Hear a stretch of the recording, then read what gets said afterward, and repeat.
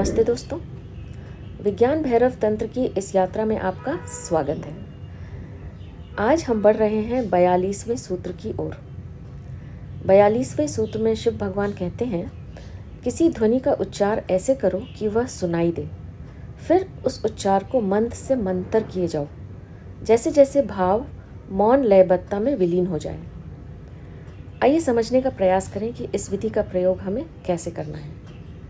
किसी ध्वनि का उच्चार करना है। कोई भी ध्वनि हो सकती है, मगर ऐसी कोई ध्वनि का चुनाव करना है जो हमारी प्रिय हो, क्योंकि हमारी प्रिय ध्वनि मात्र ध्वनि नहीं रहती।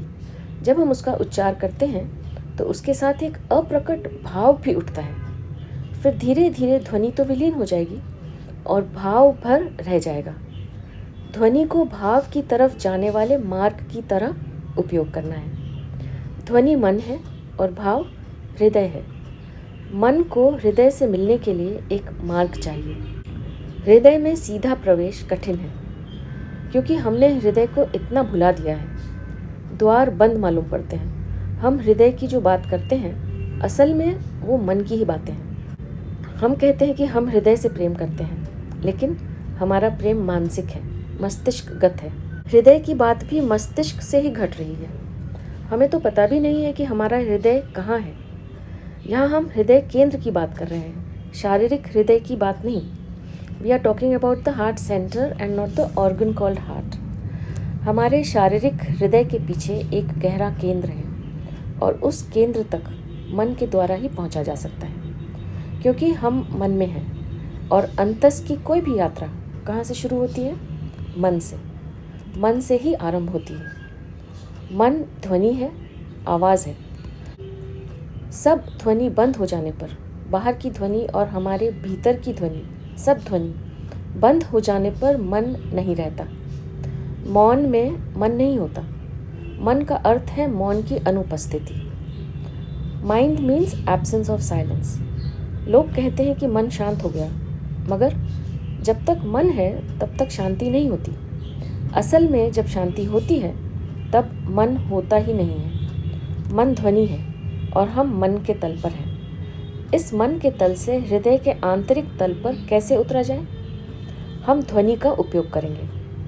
हम क्या करेंगे? एक ध्वनि, एक शब्द, एक मंत्र या एक नाम, कोई भी एक ऐसी ध्वनि जिससे हमारा भाव जुड़ा है। यानी जब हम इस ध्वनि का उच्चार करें तो इसकी तरंगें केवल हमारे बुद्धि तक सीमित न रहें, बल्कि गहरा उतरे और हृदय तक पहुँचे। मगर यह याद रखना है कि जिस भी ध्वनि का चुनाव हम करें वो हमारे अंदर स्वस्थता का बोध कराए, जिसे सुनने से हमें अच्छा अनुभव हो। Choose a sound which produces positive feelings in you. ये जरूरी है। विधि में हमें क्या करना है? सूत्र कहता है, किसी ध्वनि का उच्चार ऐसे करो कि वह सुनाई दे, फिर उस उच्चार को मंद से मंतर किए जाओ, जैसे जैसे भाव मौन लयबद्धता में लीन होता जाए।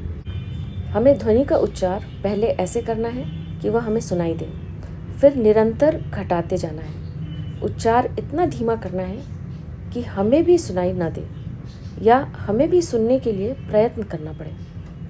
जितनी ध्वनि धीमी होगी उतना ही उससे जुड़ा भाव बढ़ेगा।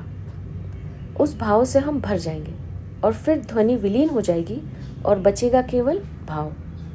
यह भाव जो ध्वनि के विलीन होने पर बचा रह गया, यह प्रेम है, प्रगाढ़ प्रेम, जो किसी व्यक्ति के प्रति नहीं है। यही फर्क है।